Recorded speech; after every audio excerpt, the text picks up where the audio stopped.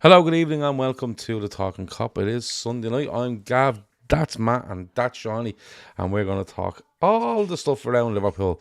There's definitely going to be the transfer stuff, which we might start with. We are going to talk about Liverpool being back at Anfield in pre-season tomorrow. The Charity Shield is, a week away? Yeah, less than a week. And then the league starts the following Friday, so it's all coming out of quick. Matt, I'm going to start with you first. The burning topic for most of the week is Alexander Isak. And Liverpool have done one thing. They've made a bid and they've been told no. And then everyone's jumped on and decided, everything that's going on. And they're all fucking spoofing wafflers. And but the big thing to come out for me this week, Matt, and I don't know whether you agree or you don't. Newcastle look a shambles in all of this to me.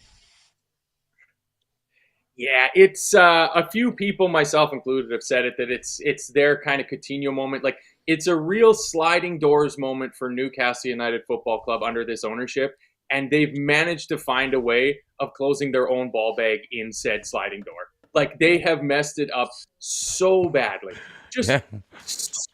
just so badly. Like at every turn where it could have gone wrong, when it first started being mooted that we might be in for Alexander Isak with an English record fee, I was one of the people that correctly pointed out that this is their Coutinho moment. And it might not be an exact comparison, but sometimes you have to take that hit of selling a talisman, a love player, maybe even your best or most skillful player, because it's for the best of the organization moving forward. And if they, even at this point, if they do realize that, it's so late in the game and they've handled their potential incoming so poorly. Like they've gotten it wrong at just about every opportunity. Maybe Alonga, you might have overpaid a little bit for him, but yeah, he could be a good player for them. But other than that, like it's just going wrong at every possible moment, and they're bungling it so bad is the only thing that keeps me from being 100% certain that Alexander Isak plays for Liverpool this season. Like they might fuck this up so bad that they dig their heels in and say we are not letting this player go, and it just sours the whole mood around Newcastle. Like it could be really tough for that squad to recover from it, from that fan base to recover from it, and do that. Like I think it's best for all parties involved if the obvious is just allowed to happen. Yeah. The thing is, for me, when it comes down to this, as soon as Eddie Howe tells people he's not going to play at Celtic and asks the reason why, and he says, well, it's because of about his future, um, you're fucked. And I said it a couple of weeks ago, you're in trouble when you do that. Because, Eddie Howe could have put him on in that game, could have put him on the tour, could have done whatever he wanted, carried on as normal. But he's ended up in a situation now where he's trying to tell people during the week that he didn't know about the bill until he read it on social media. And I was like, what's going on? And listen, there's Newcastle fans in this chat. Davey's one of them, and Davey's fairly level headed, and he says it as it is, and that's fine. But it just comes across as though it feels to me like the owners are doing one thing, and Eddie Howe probably doesn't know what they're doing, and he's trying to guess himself a little bit. I actually feel a bit sorry for him at this stage. Brian Halloran says, would you guys ever consider going on other LFC fan channels? Feel like some of them could use some level-headedness from you guys. Throw a few names at us, Brian, and we'll tell you. How does that sound? I'll They let wouldn't Shawnee have answer us. those. They wouldn't be have us. They'd be strung up like fucking cats and dogs. Shawnee, Ah, uh, but look, yeah, send me the link. Send me the link. You'll have a email us. chat if Email you're us. watching. Yeah. um, Shawnee, as I'm reading I'm looking at Eddie Howe's interviews and I'm like, is he really fucking saying this? And I that's where I'm feeling sorry for him, you Mm. know. And then the media from up there, journals up there. And it's either two things here, Shawnee. They know exactly what's going on, and this looks a fucking shambles, or they haven't a clue what's going on, and it still looks a shambles. And I don't know how that's possible, but it feels like they've made it possible. But I think the issue with Newcastle, and it's been quite evident since Amanda Staveley left, is that there's no joined up thinking. Either in the management or behind the scenes, and you can see that looks like the case. With just the mixed messages coming out. Again, I think a large part of this is down to a media circus that has been fabricated by the mainstream, like the what you'd consider the big journalists at the moment. I think there's loads of people making loads of money off this story, through different ways. I asked the AI on Twitter how much Ben Jacobs made on one of his tweets the other day, and it was only after coming out, and it says with Air Model this tweet would pay out like $40, and they're doing them day in, day out. So there is that. Um, the whole rhetoric from the start was that he wasn't for sale. All right, we heard this that he wasn't for sale, but he had a price. So there's your first contradiction. So he wasn't for sale, and but he has a price. There's the first contradiction. Um, we're gonna sign Ekatike to play him beside him. They're gonna play 4-4-2 was what we read. He was coming in to supplement him. That was another one. Um, he's not going. He's not going. All right. Oh, he might be going now, but we want 180 million for him. Oh no, Liverpool are doing this, Liverpool are doing that. Like what people fail to realise, and we've seen it with the two big deals that we've already done and that we've learned in foresight, that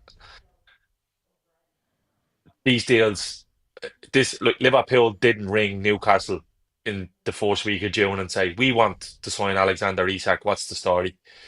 Liverpool would have been talking to Newcastle, Isak, and his representatives, I'd say maybe as early as February or March, the same way they were with Wirtz and Ekitike. I'd imagine Newcastle were reluctant to sell, but said, do you know what? He does have a price, and we will be willing to do it if we can do business otherwise. And Newcastle's window has just been a fucking shambles. Now, I feel sorry for Eddie Howe, because I said it last week on the pod that he had his own personal battle at the end of last year, and he missed quite some time. He was out ill. He was away from the football club. There's no director of football there. And when you read into it from people who would be considered in the know, or are in touch at Newcastle, that the relationship between Newcastle's hierarchy and Isak has been frosty for the best part of 18 months.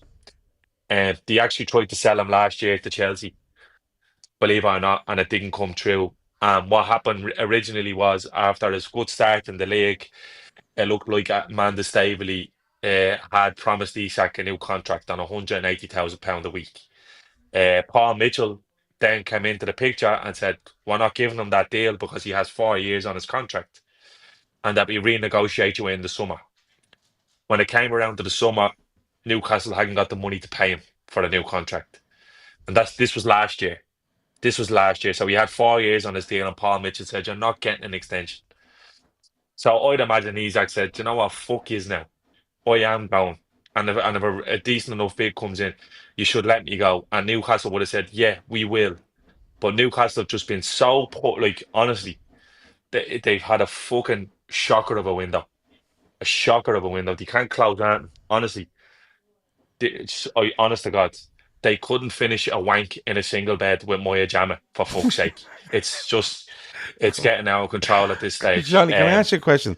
Right? Sorry to cut across it. Right? Newcastle, for me, are in this situation because I think they knew they were selling Isak.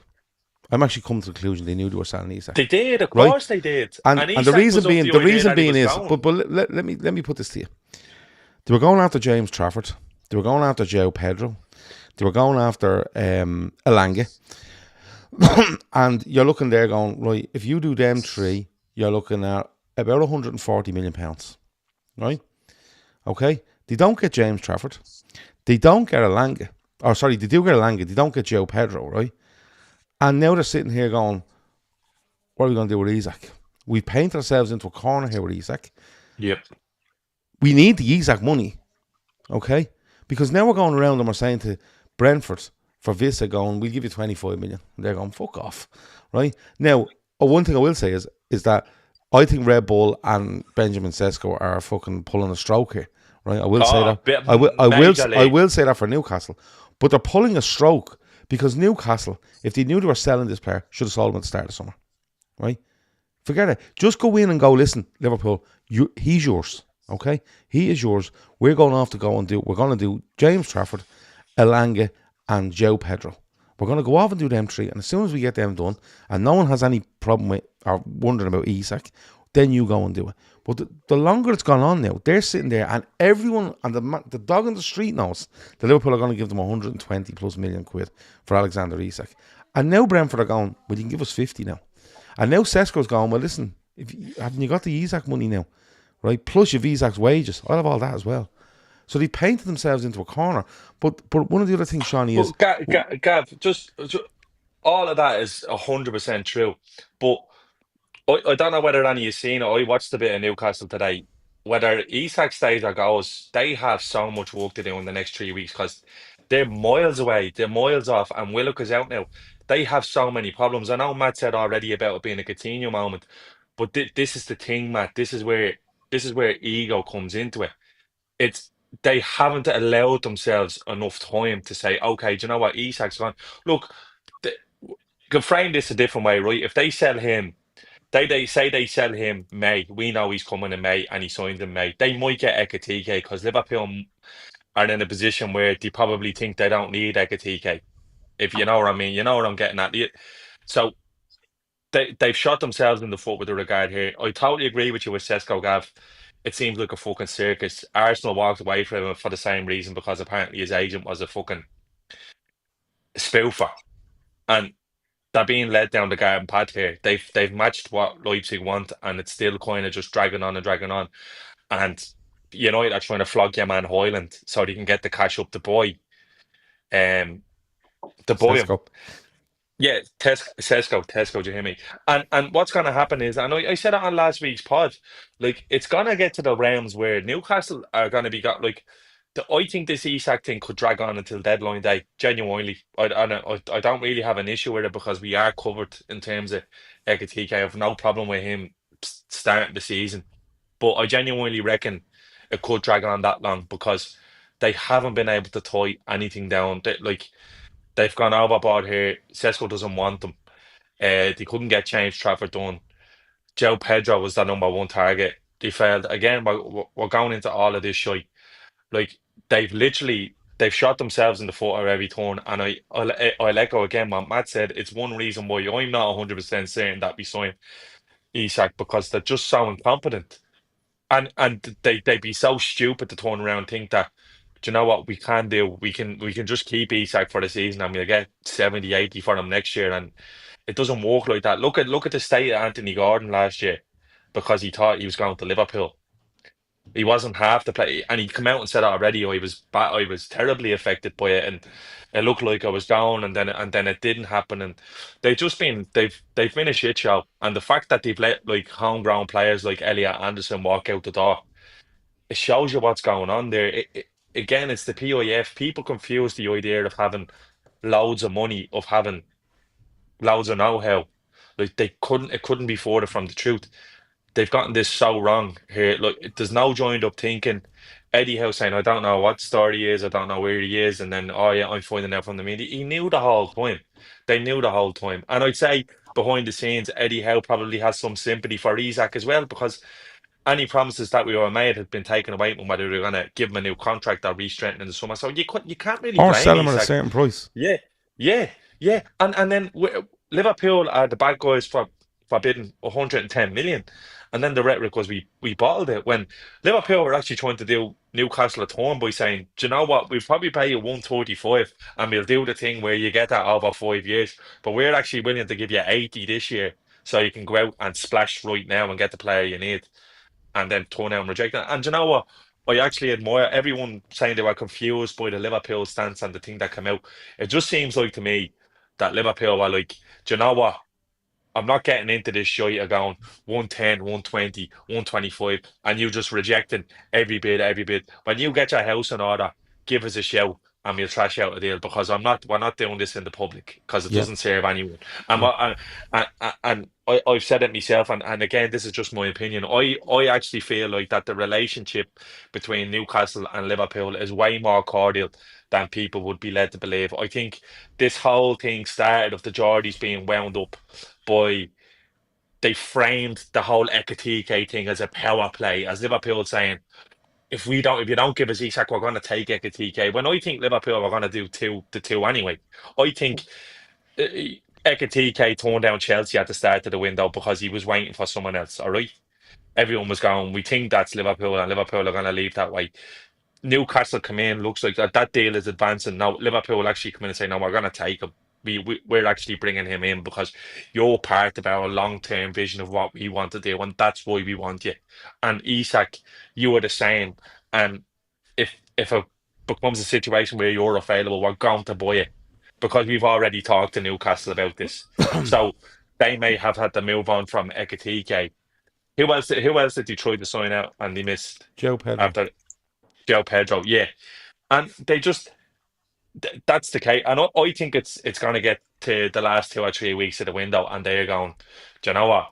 Fucking bare Aston Villa there and we'll just give you See, they 60 won't. million I for think. Watkins. I think. I was listening to the Anfield Rap the other day, and Neil Atkinson made a very good point. He said, "There's no point in Newcastle signing Vissa and Ollie Watkins, about 29 years of age, for that sort of money because there's no sellback on them. It's But who are literally. they gonna buy? Well, you see, this is why I feel a little bit sorry for them in the Sesko deal because it looks to me like they've gone in with the price that Red Bull wanted and Sesko wanted. Now they want to sell on top of it. But this is being done to them because everyone knows. Listen, Newcastle aren't going to these teams and going, we're not selling Isak, and they're going, yes, you fucking are. Because I'll tell you why. Because Benjamin Sesko isn't turning up at St James's Park next week to be told he's playing behind Alexander Yeah. Isak. Oh, Because if you buy him for Liverpool 90, if you buy him for yeah. 90 million euro, and you've this striker over here you value at 170 million euros, how the fuck is the 90 million fella Yeah, playing in front and of the 170 fella? Liverpool aren't letting Luis Diaz and Darwin Nunez go if Isak's not going there as well. Exactly, So you won't everyone pull the knows wool it. over it. Like it, it's been ridiculous, and the shite that they've peddled out from their end has been nothing short of hilarious. The red cartel stuff, the whole idea now that Liverpool are literally owned by the PIF, Yeah. like it's fucking mental. Like they But were this is thrown in. but we're owned by the Jordan PIF, had right? But 12 PIF months paid ago, 15. 12 months ago, Yeah, we were owned by FSG, who were a laughing stock because they didn't spend any by the money. P. Exactly. You know There what I you mean? go. It's I ridiculous. mean, But here's one for yeah. you. Here's one for you. And Matt, I'll throw this at you. O'Sheen says Newcastle's head of football strategy was on Sky Sports Scottish coverage today. Like, what is the actual fuck is going on at that club on and off the pitch? Dallas says Newcastle have told you all summer will take a British transfer record. Untrue. And you bid 110, and then your club is shocked that Newcastle told you to fuck off so quickly. Well, Dallas, Newcastle Football Club haven't told anybody a price all summer. What they've done is they've told everybody that he's not for sale, and they've ran that he's not for sale, but they keep putting a number beside it, right? And the number keeps changing. So they haven't told anybody anything all summer. I think it will take a British transfer record to get him, but they haven't told him that. And then we're shocked that Newcastle told you to fuck off so quickly. Let me tell you, Liverpool made a call to Newcastle and made an inquiry, and we're only going to bid given encouragement by Newcastle. And the encouragement must have come if they made a bid. Unless Liverpool went, oh, we missed that email. Where they fucking... Did we get an email about encouragement? I think we did. Check it. No, fuck it. Just send a bid. But They're Gav, all over the place, Dallas. And I know I yeah, appreciate you're an Arsenal fan, and I appreciate this is probably really making you nervous at the fact that Liverpool are going to do this. I get that. But listen, let's get this straight. Right? Liverpool have made a phone call to Newcastle, and Shawnee said, I'd say the relationship is quite cordial. And they aren't making a bid without some sort of, again, what advantage or what purpose does it serve Liverpool to go, do you know what we do? We'll throw in a bid that'll get laughed at. What's the point in that? It's PR, Gav. It's just like the Caicedo The stuff. famous PR, yeah. Yeah, exactly. I don't understand. I mean, reverse PR. Yeah, exactly. To give Dallas and Arsenal some credit, I think they can hold their hands up and say they nailed it with walking away from Benjamin Sesko, because every day this goes on, that guy looks like a fucking disaster. So that might be the best bit of business that Arsenal have done this summer, is pivoting off of Sesko, because it was talks that the old sporting director favored Sesko and the new guy came in and was like, fuck that, we're going to get Gyökeres instead. it's very obvious that we're working from the position of power and we're able to set the terms by which these negotiations seem to be happening because Newcastle's been so badly run.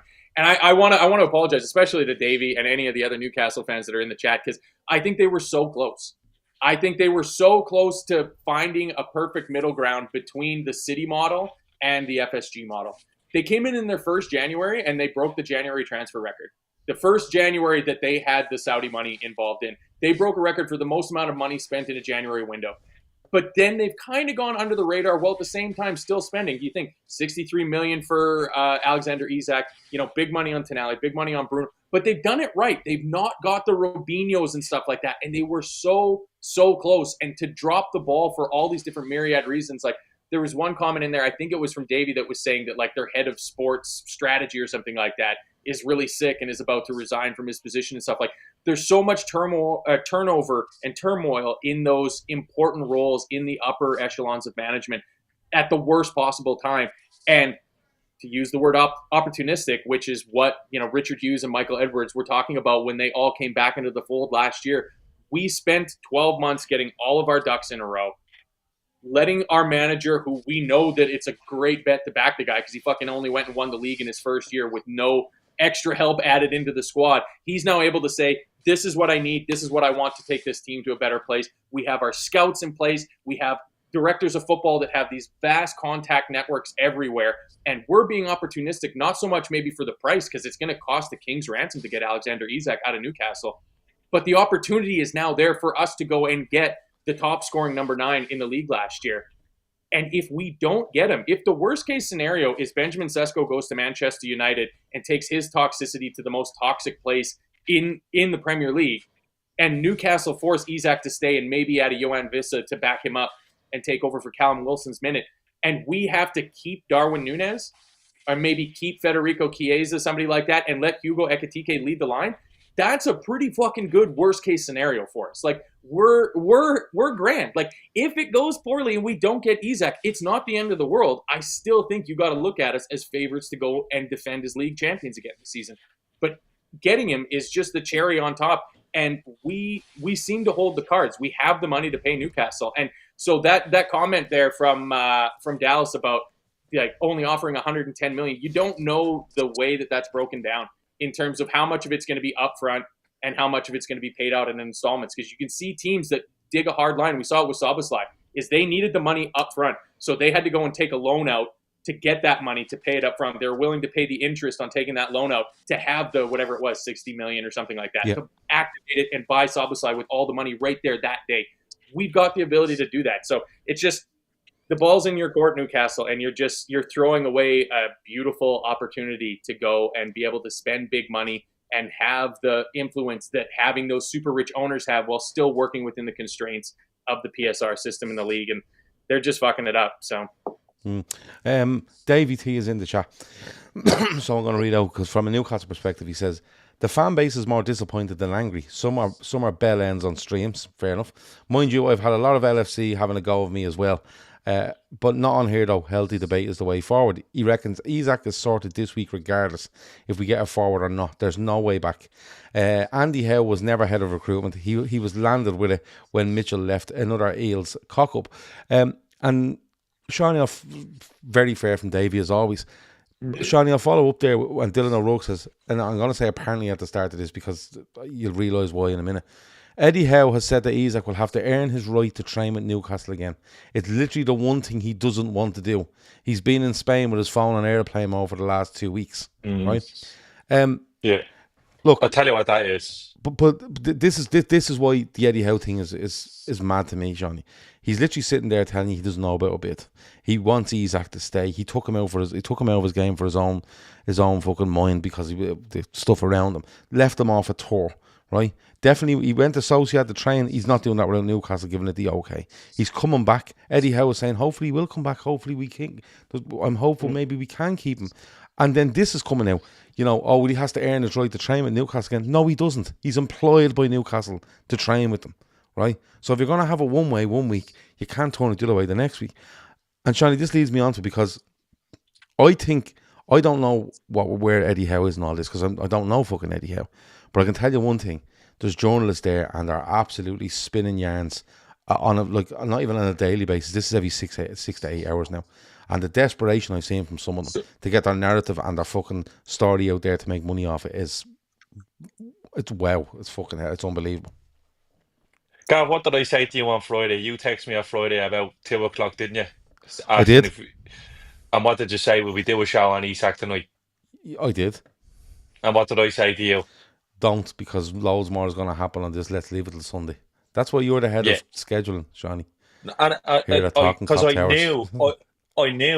knew, I And knew you there was said it going to that be nicely, by the way. Usually you go, no. ask me bollocks, fuck off, stop annoying me. We'll No, talk to I you on just said, Sunday. Gav, I'm telling you, there's going to be a load of spin coming out now after that bid. Hmm. Whether it's accepted or not accepted, there's going to be a load of spin coming out. And it was always going to be that way because at the end, what I don't get is I just feel like, no, I don't know whether Davey T agrees, and he might not. And look, it's not the type of place where he's going to come here and get flamed anyway because mostly rational. Um, but I think from minute one, Newcastle have went on the defensive here with the regard of the sale of Alexander Isak, and they've been clawing at everything, trying to save face with the whole thing. To say that the player's not for sale, but he was left out due to speculation, is the first misstep from Eddie Howe. Massively.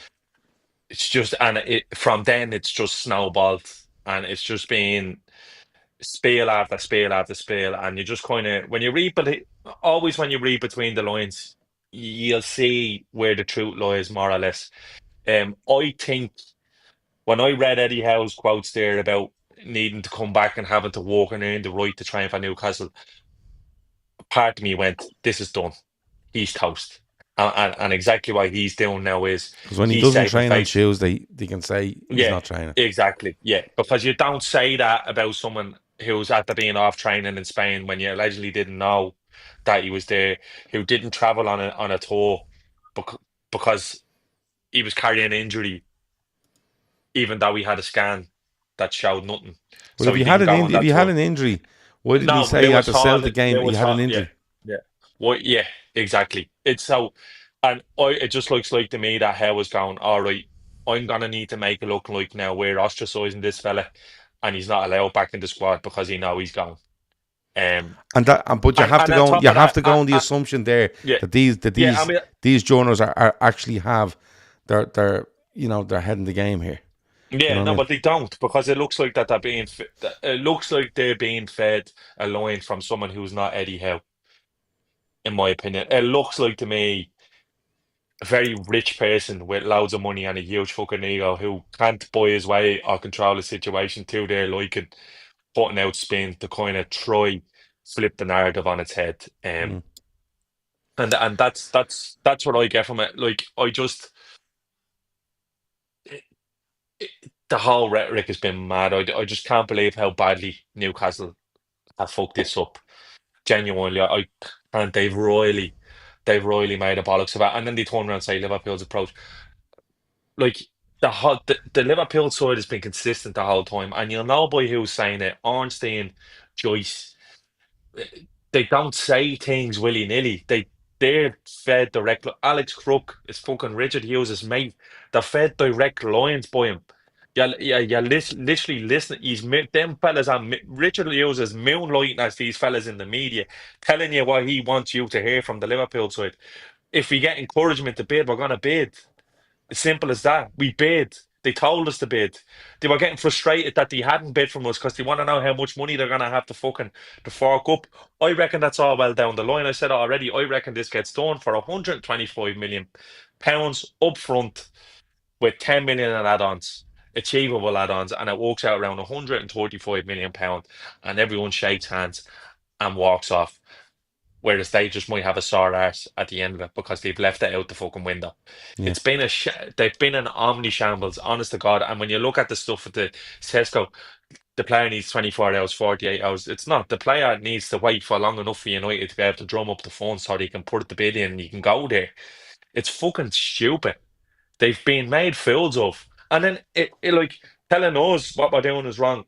Whereas Vissa is doing the exact same thing.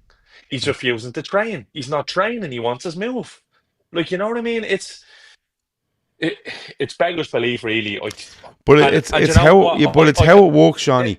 And I don't And I've think I don't seen, think any of this comes out, Shawnee. I don't think you're talking about Vista doing this and Isaac or Isaac, whatever, right? But I think if you go back to the start of this, when I said to you, they should have made that deal done early, right? None of this comes out. None of this like he's going off the train here. He's not playing in this game. He's not fucking, because I think the writing's on the wall since early. But they've decided not to act on it, or maybe they think they can keep him, and maybe in the end they will keep him. But you're going to end up with a guy that does not want to be at that football club. It's fairly clear, right? And I think the football club don't want to be there anymore anyway. But they're still trying to. Eddie Howe's trying to knit something together here to make it look like everything's in order. well, Jono says, sorry, just one thing. I'd, Jono says, Georgie Culkin, must be Macaulay's mate, saying Newcastle sources saying that their bid was to save face with Liverpool fans. Save face for what? He says. The spin out of that place is a joke. Go on. Florian Wirtz is literally walking around in a Liverpool jersey. Yeah. Like, FSG have no face saving to do. Yeah. No, Like, you know, really like don't. that they've signed the best left back in the league. They look, you know, they tied the two best players down. They gave his new lovely Adidas gear, and they're making Florian Wirtz walk around Anfield in number 7. Oh, the horror. Oh, the horror. I can't believe what That's the I have worst case to scenario, live with. Sonny. Yeah, It's yeah, the yeah, worst yeah. case No, scenario. I hear you, but I will say one thing. The latest tonight from said journalists who have spun the yarn is literally Newcastle are more more than like that coming around to the idea that it's best for everyone here that Alexander Isak leaves. And that's why But I do. I I I think feel they I think that feel I, a long I time. feel like maybe yeah, no, they do, Gab, but they again they've wanted to make it look like it's the ego thing. They wanted to make it look like that they've held on to that star player, that they've held on to that big boy instead of just fucking taking that medicine and moving on and better. Like we go on about the Coutinho thing, right? We didn't really sign a Coutinho replacement until we bought Florian Wirtz. Yeah. We didn't buy a number 10. We Yeah. didn't. We didn't. We bought Shaqiri, who played off wide, and that was it. But he What was a we bit of done with crack. the Coutinho, yeah, but no, but what I mean is He was we didn't 13 turn million around at the end of like the we summer.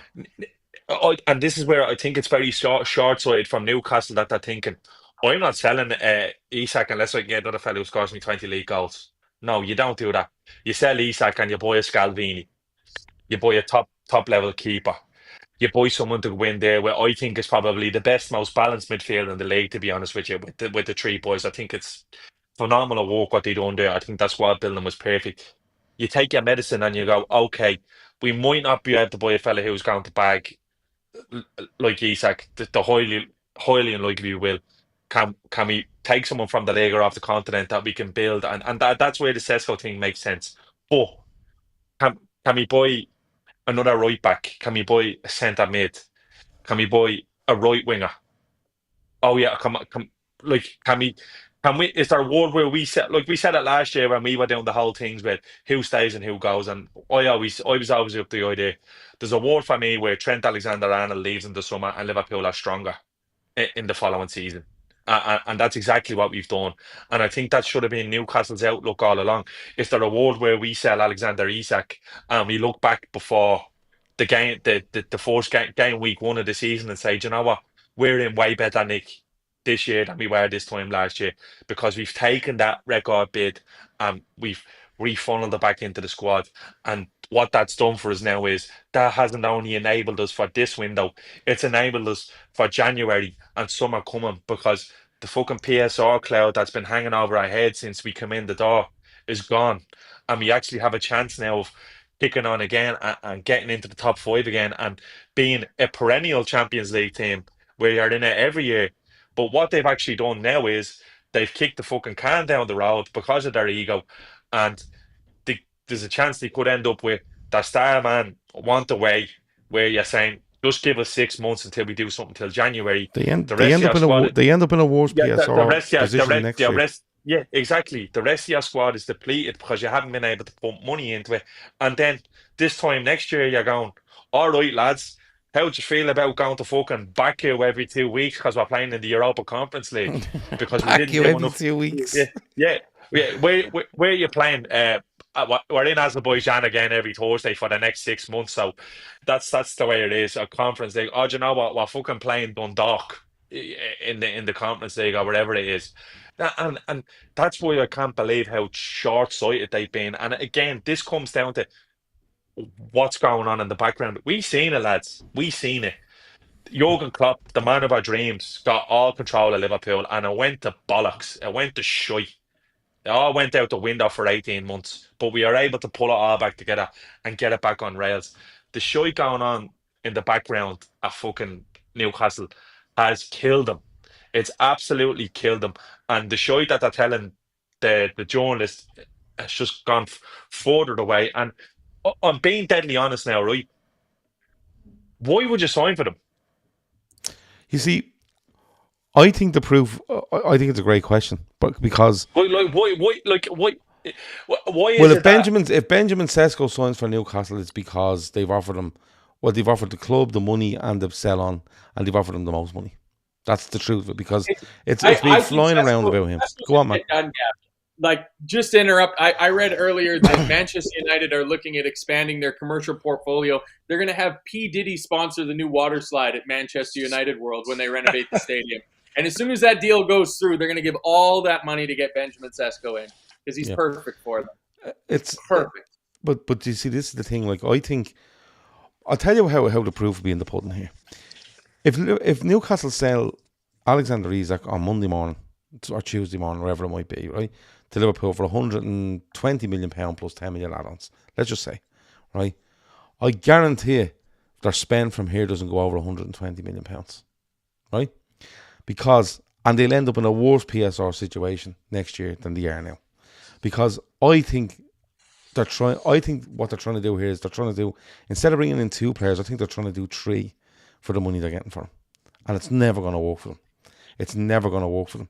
And that's where I think from the start, Newcastle would have been better off going into Brentford and going, we want to sign Visa, right? And saying to Visa, we want to bring you in and we get you for 35 instead of 50. It's 50 million quid now because they know where they are, right? Sesko started as, go and get him. Or go and get your Ekatike. But he didn't. He kept delaying because what he done was he decided, we're not going to put any effort into what we're doing over here with incomings. We're going to put all into making ourselves try look good with regards to Isak. But every turn we've made ourselves look worse. We really have. And it shows on Eddie Howe's face. As soon as you see him, it shows all over his face what's going on. I tweeted the other day and I was like, I know this fella's doing his best, but seriously, you're trying to tell me that this guy doesn't know when his own players are being bid on? He finds out in the media. Will you give me a fucking break? That's a fella sitting there in front of the press going, I don't know why to spin this because I can't actually remember what I've told him already. And that's what it seems to me like me. Matt, look, a lot of people in the chat have asked, at the end of the day, look, this might rumble on again, right? And by the way, I'm not a big fan of journalists, right? I just am, and I can tell you, the ones that are reporting on this, my God, like some of the fucking stuff they've come out with and spun on it, every 5-6 hours, and then I could go into it, but I'm not going to. But horrendous, and I don't know whether they have the info, or they don't have the info. But they're changing their tune every fucking 5 or 6 hours, and you know why they're changing their tune, right? You just know why. Matt, a lot of people in chat have asked, where do you feel this ends up? He's signing for us next week. He signs for us next week. Like, the thing about it that I think, like, not only is the season quickly approaching, like you pointed out, and that got me very excited, Gav, to think that, like, in less than 2 weeks, we're playing league fucking football. Like, we are back in a serious way, and it's in a very short amount of time. We want to get this over the line. I like somebody pointing out last week before, or I guess when we were still under the yoke of Nike, that Alexander Isak is also an Adidas athlete. Like, the stars are lining up for it. I think it's going to get done. And the old, well, we need to make sure we have our replacement in before we let him go because we don't want teams to know we have the money. Everybody knows they have the money. Everybody knows that Newcastle are going to be absolutely flush with cash. So good on Leipzig for doing their due diligence and trying to do the best thing for their club by playing fucking hardball with a team they know is going to have a pile of money and a team that is terrible with their money in Manchester United. They stand to make a pile of profit off of it. But I think he signs for us before the season starts, and we just get it done with.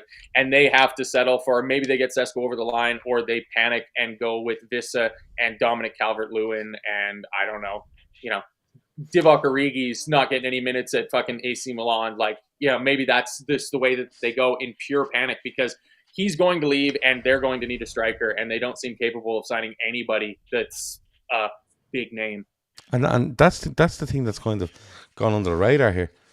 Like Isak, the inability of this football club that know the situation they're in to go and get somebody is bananas. I think the only way we don't sign Alexander Isak is that it comes to the end of next week and Liverpool go, no, we've not enough time now. Good luck.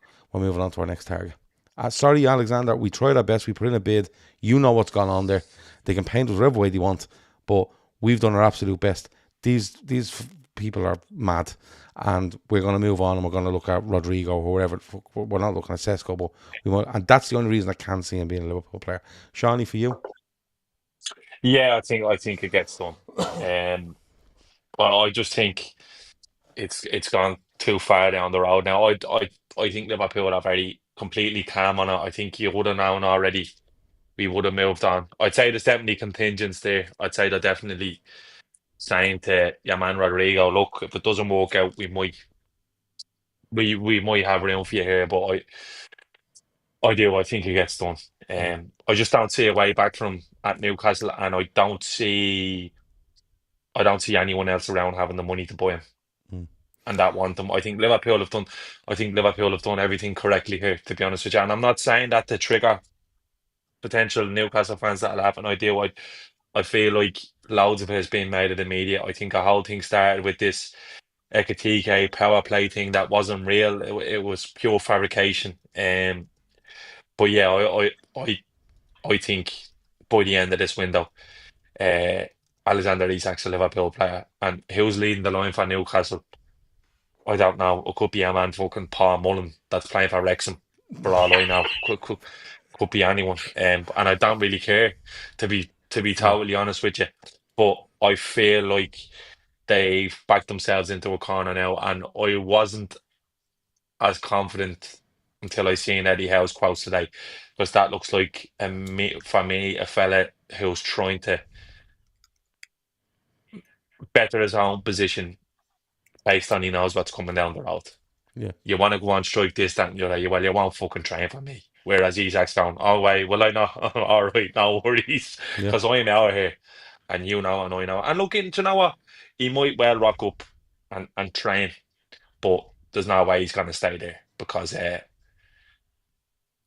Newcastle need the money more than they'd like to admit. And we're the only ones paying. So, yeah, World Cup year, I know World Cup year. I think it gets done. Um, uh, our next topic, and I'm sorry, Matt, but I have to allow Seany on this one to go first. All right. Seany, how much do you like the new home jersey as opposed to the old one that we used in the last couple of weeks? Yeah, it's great. It's I'm great. delighted And with you know Adidas what? now, because I had a pain in me bollocks listening to you about that jersey. I'm not gonna lie. Because I had a pain in my bollocks looking at the thing. That's the main And if thing. you have a pain in your I bollocks put for it, I, you're gonna upset everyone else. You don't give a do you fuck. know what the new You know Premier how we League? felt, Shawnee? You look good wearing it, though. That's Yeah. the thing. Yeah. The rest of us were wearing it looking like fucking spasmos with a bunch of lines all over it. You pulled it off. This fucking Premier League years is on Wednesday now for last year, and I can't believe we're going to be running around winning a league in that jersey. It's a load of bollocks. I hope hopefully we can do some sort of AI thing where we just change it and it looks better than it does. But now, come here, Paul Mullen has gone to Wigan apparently, so he's off the yeah. table. Oh, do you know what? I wouldn't even trust him to sign him if he was available, to be God honest. Truth, Yeah. that's the truth. Wrexham dropped him quick, didn't they? Well, listen, you have to do what you have to do. Yeah, sure. Wrexham be back in the Champions League before Newcastle at this rate, for fuck's sake. Yeah. But now the Adidas kid, brilliant, a home run. I even liked the away one when I thought I didn't. I've seen it in person. It looks fucking great. Shawnee, what's The the red? What color is the red? Because I've seen such different levels of the shade. Like I haven't seen it in person, obviously. Yeah, well, Some of I'll say one look thing. sharp. I'll say one thing. The corpo cheaper version looks a lot different to the one that the players wear. It does look a lot different, and which is sort of disappointing.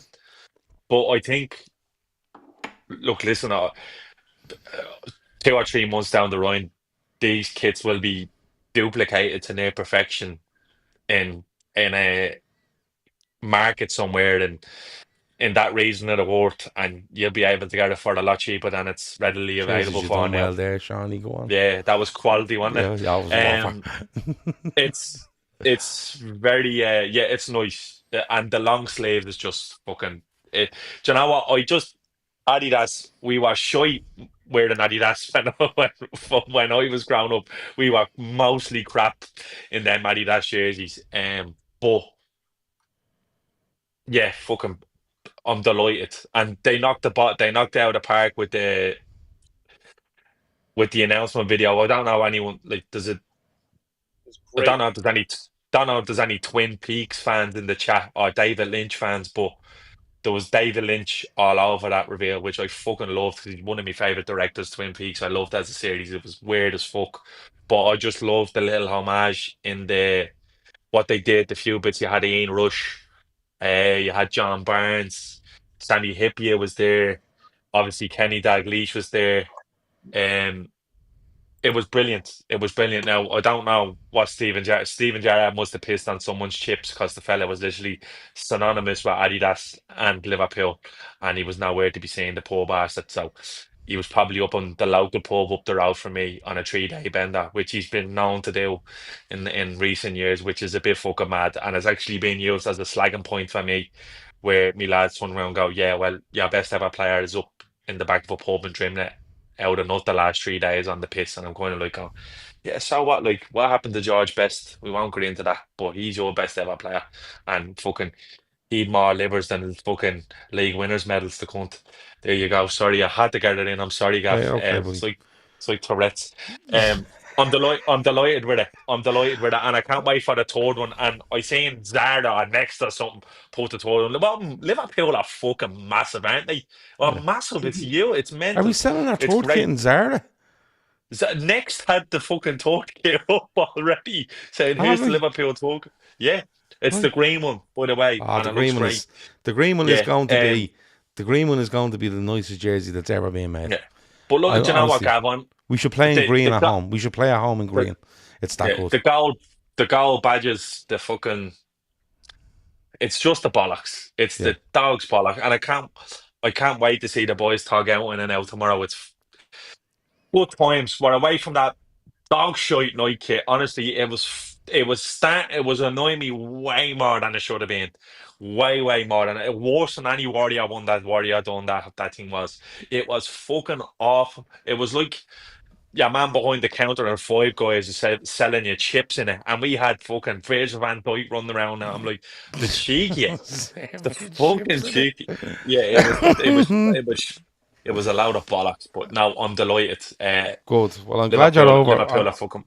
But the biggest thing for me on Friday morning was the fact that Shawnee was now happy with Liverpool's kits. Ma, first of all, you're happy with Liverpool's kits, and second of all, are you looking forward to watching Liverpool play twice tomorrow? I can't wait. I guess I should clarify if I presume we're doing a post-match show. It's a After bank the holiday. second, after the second one, yeah. Yeah. Oh, perfect. I can't wait. Yeah, I'm really looking forward to it. Like, it'll be nice to see the players rolling out in the new kit. Like, how it looks in promotional videos and stuff like that doesn't really hold a candle to how it looks, under the lights or in the sun at Anfield, sort of thing. And we're so fucking close. Like, this is the last preseason post-match show that we have to do. Like, we've been joking as we've been doing it. Of like, well, you have the Charity Shield to do. This. We got to get back into the groove of things. But like, we get serious football starting right away, and yeah, like, it's a serious outfit. I did not realize that Adidas deal was 10 years and 600 million. Like, that's a serious deal. I'm wondering. I seen somewhere that it's actually closer to 10 years and 1.2 billion. Yeah, I think 600 million is your base, and then depending on knowing Liverpool, they've probably put in the deal that if they get 2 corners a game, they get an extra Yeah, 10 million they're a year. You know, expected. that's sort of way. They're expected to make north of $90 million a season off the Adidas gear. Yeah. Well, I mean, Do if you know some of what? these numbers, It's huge. Do you know what it felt like? It felt that Liverpool ad on Friday felt like when Sky done the ad in the 90s for United with the Premier League, and then you are kind of looking going, oh no, like these are just bigger than everyone now, aren't they? Like this, it's huge. It's fucking huge for us. And someone in the chat had to saying something now, and it's had to drive me mad. I feel like smashing my screen up because not only are the boys in the background there all wearing the Nike kit, Lewis D, I can see the top of Lewis Diaz's nut as well. So you want to sort that out I before next know. Sunday, I or I'm did. gonna have a I I said don't it. set. know about you, Shawnee, but I'm not in charge of imaging around here, so Well, that's not Shawnee's, on me. look, I see the way Shawnee claims when everything's good, Shawnee's like the head of everything. And then when there's something wrong, Shawnee just goes, Gav, if I was you, I'd fucking sort that out. No, I'll tell you what happened. We are going to be changing the graphics in the back, obviously. But I wanted to give it one last shot with the Nike on a Sunday night, but it will change. It'll probably changes tomorrow. From tomorrow onwards. If I get a chance, I'm up to my eyes, lads. Trevor says he's in Liverpool and in the shop today. They sold out of all the numbers and all the letters for the new players. So they sold out numbers. So they must be going quite well. You know they fucked up and didn't have enough Zeds on hand. They're like, fuck, between Soboslai and Verts, of like, we don't have enough Zeds. Whoever ordered all the letters, they're like, And we don't Kirkus. need more than about 100 Zeds. Yeah, and Kirkus. Kirkus, yeah. I would have had Diaz. He's gone now. Red Steve reckons it goes up to 100 million if Shawnee doesn't go on YouTube and give out about it. So don't give out with this jersey, Shawnee. We get a few more quid. I'd say be right. Nike probably did look and go, Shawnee's having a fucking meltdown here. You're out the gap. You're out the gap, Nike. Good luck. We're going to get someone else. Look, it's really tomorrow 2 games. I know quite a few people are going to, so make sure you enjoy that. And you know, I think you're going to really start seeing the shape of what Liverpool will look to put out on the pitch. On the 15th of August, I should know I'm going. The 15th of August against Bournemouth, and you'll start to see that tomorrow, I think. And it's really good that they're back at Anfield. I think they need, like, for everything that's gone on this summer and they've been away, I think they need Anfield. I think the players need Anfield, and I'm sure it'll be brilliant tomorrow. Tiernan says, did any of you see the Everton fan spaces on Twitter today? Are the Everton spaces back? I love them. The Everton spaces are fucking amazing. I'm gonna need a link to that. Chris Hoagley there, they printed 2 Mamadash Phillies, and that was all the vowels gone. I'd say a woman was standing behind the plate counter like Carol Vorderman. Another constant place. Another vowel place. You have to draw lots when Marmalade really come up, you know. Who draw the shortest straw to go in the Marmalade really? Should he, when you go to print his jersey, half the shop think you're going on your lunch. Look, no, it is. It's really. I can't actually wait for these games tomorrow, to be fair. And I'm not a pre-season guy. An awful lot of the time, we do have the Charity Shield, and then we're into the Premier League games. Then, and look, I must do it now. NordVPN are sponsoring this show, and the season is starting. If you want to use a VPN for streaming sports or streaming TV series that aren't available in your country, by all means, go and use NordVPN. If you want it for security, for if you're away and you're using local Wi-Fi, go and do that as well. And if you want to cover all the family with all that, it does cover 10 devices. The link is in the description. You're getting a great deal. I think it's 4 months free on a 2-year deal. Go with NordVPN. I know there's loads of people who use VPN, so do try them out because they're dead handy, especially when the football season comes along. I'm not going to say any more than that.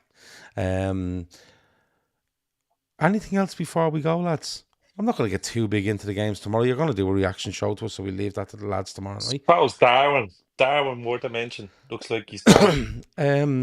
Paul asks, sorry, I'll talk that.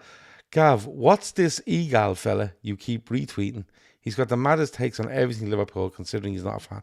Yeah, Paul, Egal is an Arsenal fan that just talks so much about Liverpool, you know. for a guy that has all the confidence in the world in his Arsenal side, he seems to spend an awful lot of time talking about our football club. I've been on one or Giving the two. Canadians a bad name. Poor I've been Matt. on one or He's two giving the shows with Canadians. Egal. Canadian? Oh, Jesus. Yeah, I've been on He one or is two Canadian, shows yeah. with Egal on another channel, going back a couple of years ago. And let's just say after the argument I had with Egal on there, I wasn't allowed back on. So there you go. That's all I'd say to you on that. But yeah, look, if he wants to talk about Liverpool in order to get clicks and get mentions and get themselves maybe onto Liverpool related stuff, fair play to him. That's the way he wants to go about it. He wants to go about it. If he wants to come on here and talk Liverpool with me, he's absolutely welcome. He's absolutely welcome. I'd really, really enjoy it. If you're watching Eagle. You wanted to talk Darwin Nunez, Shawnee? Yeah, it looks like the wheels are starting to turn on that one. I wouldn't be surprised if we got to tomorrow and he's not in the squad again because it's being moved. It looks like to me that if he can agree how much wages he wants to play in Saudi Arabia, that he'd be gone. Because that's the talk that they're going to put a 70 million euro bid in for him, and it will. I will miss him, but this one is definitely best for both parties. I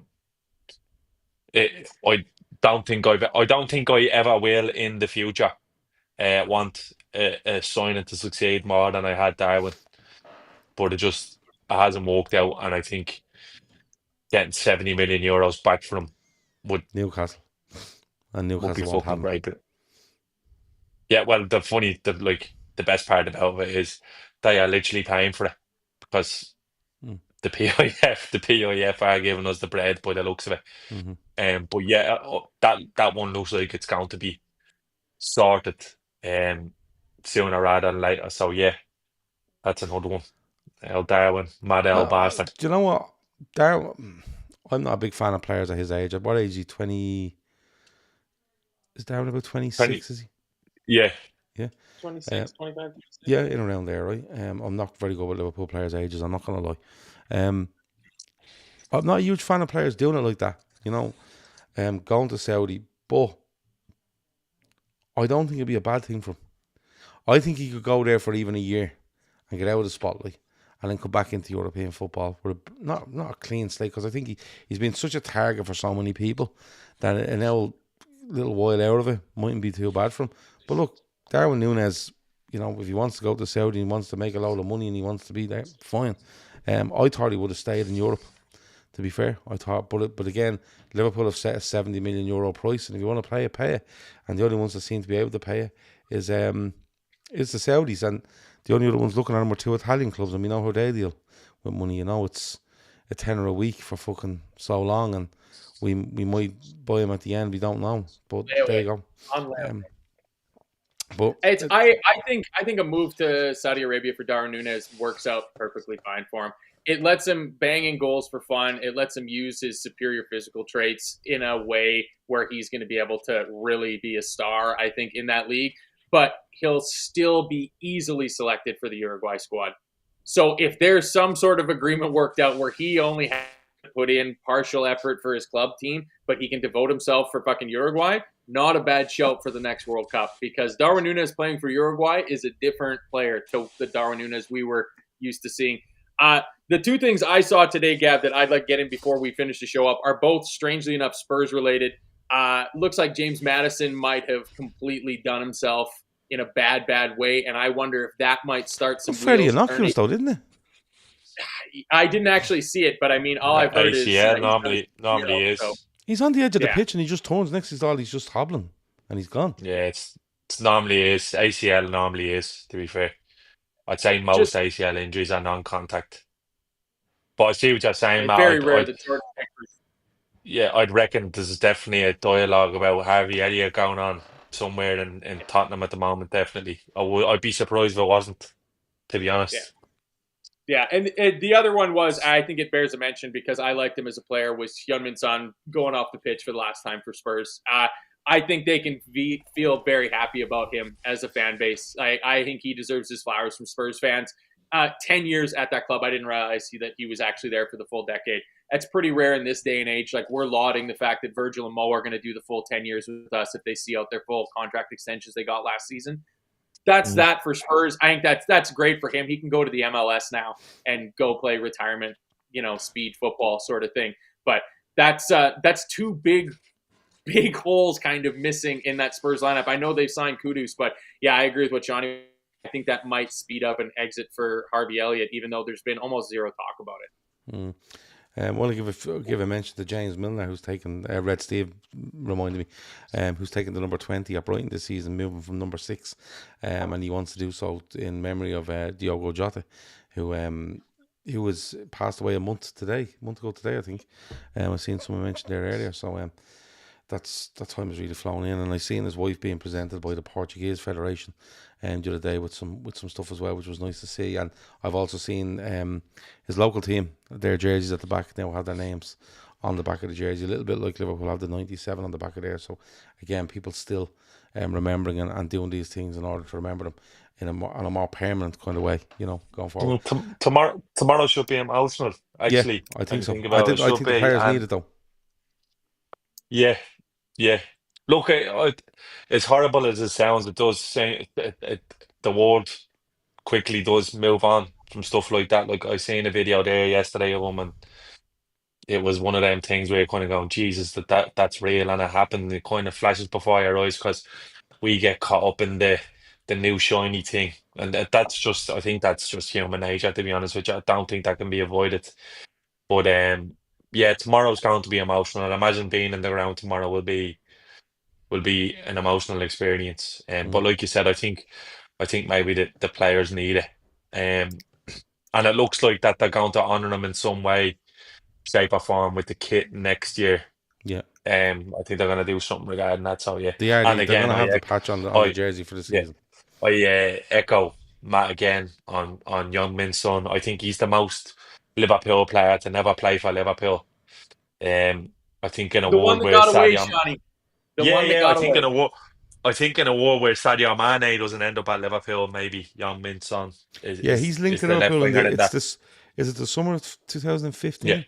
Yeah, and it just shows you how mad football is, because I seen a tweet there yesterday, and it was a Spurs fan had quote retweeted saying a sliding doors moment. Basically, Spurs had a £32 million bid turned down for Saido Berahino, formerly of the West Bromwich Albion parish, and the Stoke lads. Tony Pulis. I think Tony Pulis might have done him in. The tweet literally read, Tottenham Hotspur have had a £32 million bid rejected by West Brom for striker Saido Berahino. It's believed now that Tottenham will shift their focus to Bayer Leverkusen forward Heung-min Son, and again the rest is history. So yeah, a brilliant player. Love watching him play. Love that he missed on purpose so Arsenal didn't win the league. Love so much about it, to be honest. A great player, and I think he'd be missed in the Premier League. And like Matt said, 10 years at a club like Mo and Verge haven't even managed that yet. So yeah, it's nice that he signed out winning a trophy for them, the Europa League. People might say he was wasted there or whatever, but I think he had a very good innings there at Spurs. I think he's a player I really, really enjoyed watching, and I think I'd be rooting for him when he moves on to MLS. That's the truth. Yeah, he's rumored to be going to the MLS. He was linked with United last summer, but it looks like he will go to the MLS. I'm quite right. I think he's 33 now, is he? So he can do a couple of years in the MLS. No bother to him, and he'll enjoy it over there. He seems like the sort of guy that. Well, look, if you're coming from South Korea and you're coming into Germany and then you're going to England, and he seems to fit in there. Not a bother. He'll fit in over there. He's joining Lloris. He's not joining Lloris at LAFC, is he? Didn't him and Lloris try to punch the head off each other? Remember that? That's true. Remember they went to battle each other? Anyway. It's like family. Yeah, sure. Remember John Hartson kicked Oil Berkovic in the face? He probably had him around for Christmas dinner a few months later. No big deal. And then who was that ratted him out that time? Do you remember, Shawnee? Remember your man that used to do the interviews in the tunnel for Sky? And he ended up filming on like a Nokia 3210. Jeff Shreves. He ratted fucking Hartson out that day down at the training ground. That's right, actually. Yeah, West Ham, Jeff Shreves. Anyway, what else was I going to say to you? 3 people didn't like us last week, Shawnee, right? And I think they were who were the people last week that didn't like us? Who were the 3 people? We did have a list, didn't we? Was it a fella off Top Boy? Thomas Party and someone else last week. Yeah. Who do you reckon they are this week? I reckon this week it could be. It was definitely the ad sales rep for NordVPN after being Yeah, he was one of them. He was one of them. He was one of them, yeah. But listen, we're still going. You can't keep a good dog down. I think this week the 3 that don't like us is Eddie Howe, and Ben Jacobs, and is your man Craig Hope? Is that his name? Eddie Howe, Jason Tyndall, and Jason Tyndall's ego.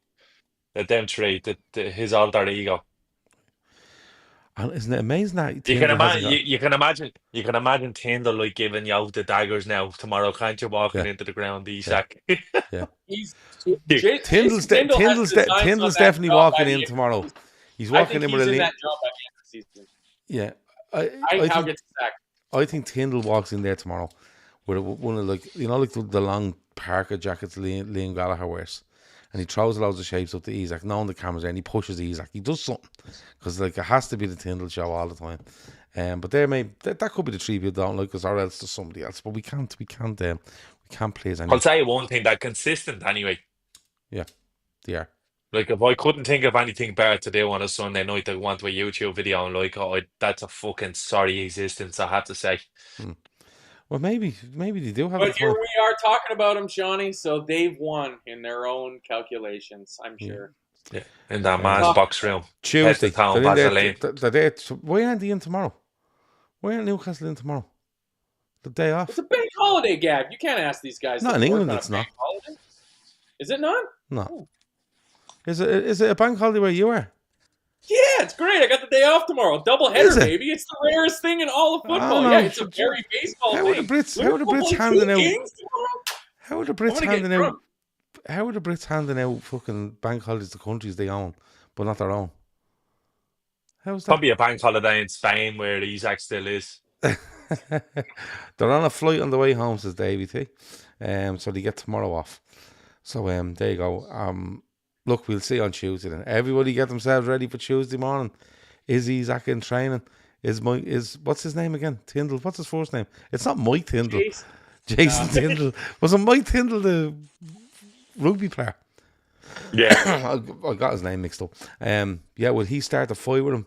Eddie Howe won't know what to do. Eddie Howe's like, did you ever see that picture they always show with the smiley face mask and in behind it? Your head is going fucking bananas. That's exactly where Eddie Howe is at the minute. But we'll see how it goes. Liverpool are playing twice tomorrow. Make sure to watch them twice. We'll be back tomorrow night with reaction to both games, talking over them. And then as the week goes on, we'll do a few bits. I'm still trying to get Joe, the Leeds fan. I'm dying to know what's going on with Leeds because I've seen them linked with everyone and I don't think they signed anyone apart from the fella off Newcastle for PSR reasons. Shawnee, anything else before we go? No, that's it. That's all. Yeah, no, all good. Another week closer to the start of the season. Can't wait. Just flew, didn't it? Yeah, just flew. Do you want to say happy birthday to Eamon Dunphy, 80 today? The goat. Sound effect, yeah. We're in showbiz, baby. I'll have to hire the goat. The goat, the absolute goat. Here we go. We're in showbiz, baby. And then there's do you know what I'm going to do now? I was going to go to bed, but I'm going to go on YouTube now and watch Eamon Dunphy's best bits. It's so for the 1000th time. It's unbelievable. What a guy. What a guy. I'll just throw this in for the crack. I hear you're a racist now, father. I just love that. This is the one. Rod Little. He's the guy who ran away and left his wife for a young one. Yeah. So Dylan O'Rourke said Tom Brady's birthday today. Do you know what, lads? I had to say, I watched a bit of that Birmingham documentary today, and I know Tom Brady knows about as much about football as I do about nuclear physics. I just know he does, and for what it's worth, I know fuck all about nuclear physics. Yeah. He walks in, has one look at Wayne Rooney, and walks back out of the room and says, "That's a fucking fat waste of that thing. Get him away from me." He did not. More or less just says, "Yeah, what's the story with the manager What's is Tom Brady involved in Birmingham? Is that what's going on there? Yeah, he's one of the owners. Yeah, he's one of the owners. Oh, okay. And Tom Brady just has How one the look at fuck Wayne did Rooney. Tom Like, Brady end up what? owning Birmingham? See, Because he's the go. oh, he just does what he wants. Yeah, Yeah. but didn't Wayne Rooney see Giselle Bundchen was like, she's a bit young, isn't she, Tom? Yeah. See, that's your board, Tom, is it? No, she's gone now. I just hang around off the coast of Ibiza on a yacht full of silver models. Yeah. And I tell you what, I wouldn't let you wash me. I wouldn't let you wash the toilets on you bleeding fat jobber. Get out of here. I'd love to know the bit that he didn't show. I'd say he turned around to one of the blokes and went, "He's younger than Cristiano Ronaldo." Like Wayne Rooney standing there. Ashley says that he said his work ethic was questionable. Yeah, Wayne Rooney standing there looking like he's at the being doing milk rounds in Chernobyl for the last 15 years. he's, he's there managing fucking Birmingham, and you can see him. He's like, he looks. Wayne Rooney's like, his eyes are like two fucking piss holes in the snow, and Tom Brady's like, get this spoofer away from me. I'm not paying this fella another penny. But yeah, Oh my God. it was funny. Okay. I don't watch them, but I might watch that. I'm not gonna lie. Matt, are we out? We got nothing else. Yeah, I got to go watch the new Naked Gun movie. So let's go. Oh, with what's his name in it? Liam Neeson and Pam Anderson. Yeah, I'm looking. Liam Neeson. Is Neeson? They're annoying him now. Yeah, fucking hell. What's the story with Neeson? What's the story with Liam Neeson's teeth? Do you look like he's basically stealing underlay that's been under the carpet for about 20 age years. Yeah. He's doing all right. No, he's doing all right. Liam Neeson's a great best game. Yeah, he it's annoys me a bit. And it's getting good reviews. It's getting good reviews. When I saw him on what was it, the Shortway Round, some Ricky Gervais type show where he's doing a fucking comedy, like the scene is a comedy scene in a comedy show with fucking Ricky Gervais, and it's so fucking fun. He goes in to do improv, and they're at a doctor's office, and he just keeps saying, "I have AIDS," and he's just Liam Neeson. He's like, "I've got full blown AIDS." And it's like this guy is funny, and so I think the Naked Gun style of like that deadpan Leslie Nielsen type humor, I think it's going to fit him very well. So I'm looking forward to it. Yeah. I'll report on it tomorrow if the Let us know. preseason games are terrible. Instead of a post-match analysis, I'll just give my review of the new Naked Gun movie. Yeah, sounds good. Sounds good. Right, we're going to go. Thanks a million to everyone for watching. Like, subscribe, comment. Link is in the description if you want to join our Patreon. Like I always say, pay for a month, have a look, see what you think, and if you like it, stay with it. A lot of people have, and some people haven't. Which we're not going to lie to you, some people haven't. The shows on there are fairly regular every couple of days, and they will get more and more regular as we start the season and there's more games happening. What are you laughing at, Seany, last night? I can see the smirk on you there before. There's a lot of stuff going on in the chat there that's very funny. Scouser Pete says, I'm moving to Iran to help them with their nuclear capabilities. And then Veranda Chase just up to his old tricks as well with the fucking gear that he comes out with on here. I swear to God, John Boy is in the gutter, mate. Yeah. Not going there. That has been the Talkin Kop for the Sunday night. Thanks to everyone for watching. Thanks to Matt. Thanks to Seany. I've been Gav. Talk to you in a bit. Over and out.